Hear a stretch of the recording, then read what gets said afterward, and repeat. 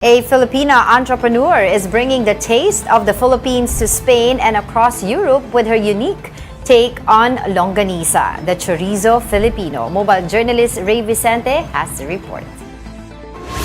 Isang Pinay ang ipinakilala ang lasang Pinoy sa Spain at buong Europa. Dahil yan sa longganisang Pinoy with a twist ang chorizo Filipino. Sa Filipino culinary, hindi mawawala ang impluwensya ng mga Kastila, gaya na lang ng iba't ibang klase ng chorizo o longganisa. May kanya-kanya pang ang versions bawat probinsya. Pero paano kung ang longganisang panlasang Pinoy ang dalhin naman at ipakilala sa Espanya? Yan ang produktong sumisikat ngayon sa Spain at iba pang bahagi ng Europe na chorizo Filipino.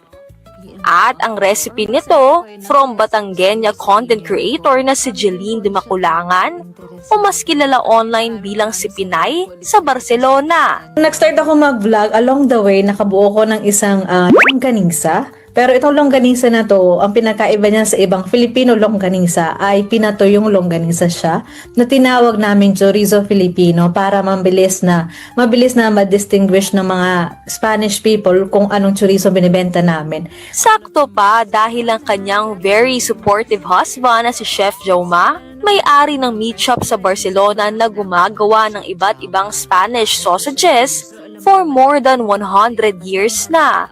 Kaya naman noong 2024, sinimulan nila ang paggawa ng Filipino longganisa hanggang sa maging chorizo Filipino ito. Kasi nag-start ako na parang subok lang talaga. Ngayon nasa iba't ibang parte na rin siya ng bansa ng European Union. Sa Denmark, Finland, Ireland, Netherlands, Amsterdam, Germany. Sobrang happy kasi sinusuportahan talaga tayo ng mga kababayan natin dito. Na sakupin ang buong Europa din.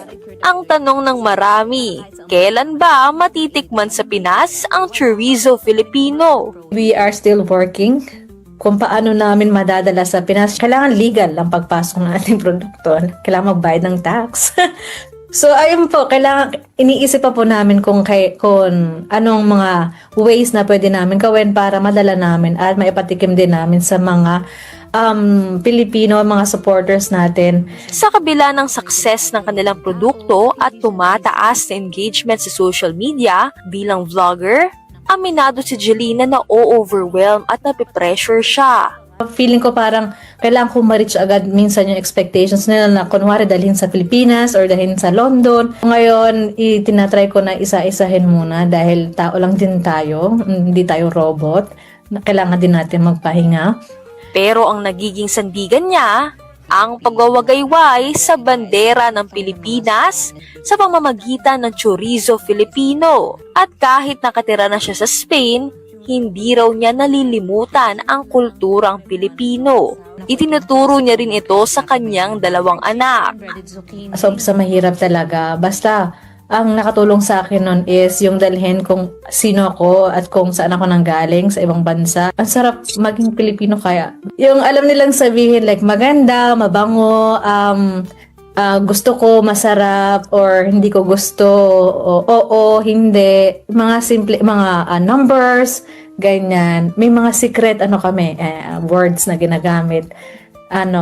Na Tagalog. At sa mga nagbabalak naman sumubok na magtrabaho o magnegosyo abroad, paalala ni Jeline huwag na huwag makakalimot kung saan tayo lumaki at nanggaling.